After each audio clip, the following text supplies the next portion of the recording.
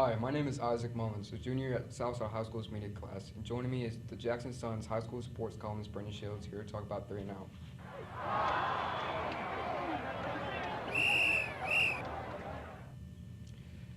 First up for three and out, we have Fayette-Ware at Liberty.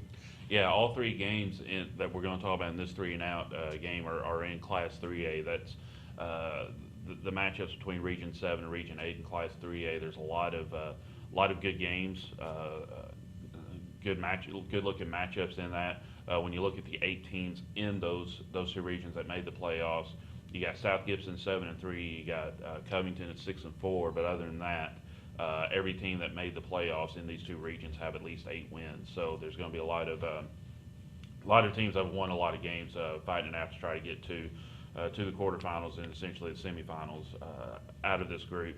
And the first matchup that you said was Liberty Fayette-Ware, right? Yes. Yeah, sorry, I talked way too much there. Yeah, Fayette-Ware making the playoffs for the first time in a decade. We've talked in the past throughout the season in this series just about just kind of the how Fayette-Ware has really improved their program from the team that lost 67 straight games earlier this decade. Now they're going to Liberty with an 8-win season, and a lot of people are expecting a really good game out of this. Fayette-Ware has possibly the biggest defensive line that Liberty has had to try to run against. And that could be problems for them because they've had problems with the offensive line earlier in the season. They've gotten better as the season's went along, but I think anybody who's watched Liberty would agree that their schedule's weighted toward the front of it. So they've had a little bit of an easier time over the last month or so. So this will be a good shot just to kind of see exactly where Liberty's offensive line, how good they've gotten, because if they're not good enough, their season could end this week. Second, we have Milan at Bolivar. Yeah, this is a good matchup. This is the game that I'm planning on covering Friday night. It's a rematch of their game last year when Bolivar went up to Milan and played and gave the Bulldogs a better game than a lot of people were expecting last year. Milan wound up winning that game 22-17, but Bolivar kind of kept it within a score, possibly even. It seems like they had the lead at least late in the third quarter, maybe even going into the fourth quarter. Both teams have a lot back from those teams that played in that game last year. You can pretty much describe them offensively about the same way.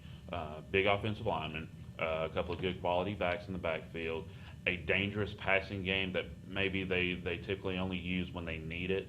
I think Bolivar kind of goes to the passing game a little more than Milan does.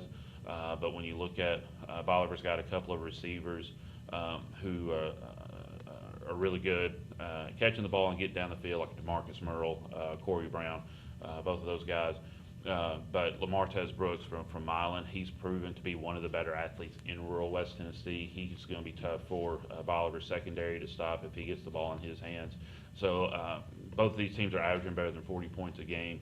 This one could see a lot of points scored in it, and honestly, it's going to be hard to pick a winner in this one.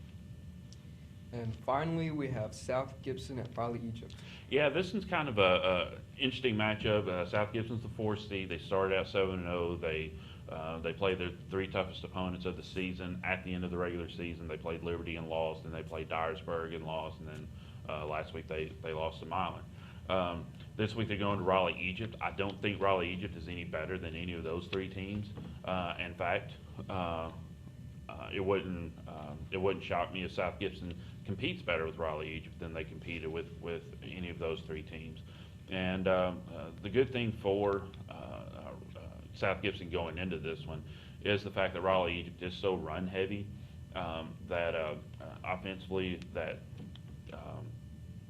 their defense that they practice with, although there's a lot of two-way players, but as far as the defense getting work during the week leading up to the game, they play a run defense and a run heavy offense themselves, so they're used to kind of seeing that in practice leading up to the games.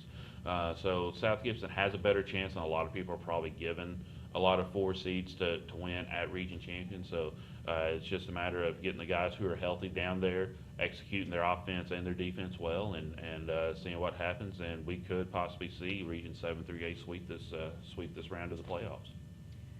Well, that's it for this week's 3 and Out. Thanks for joining us, Brendan. All right, thanks for having us. Good luck to your teams this week.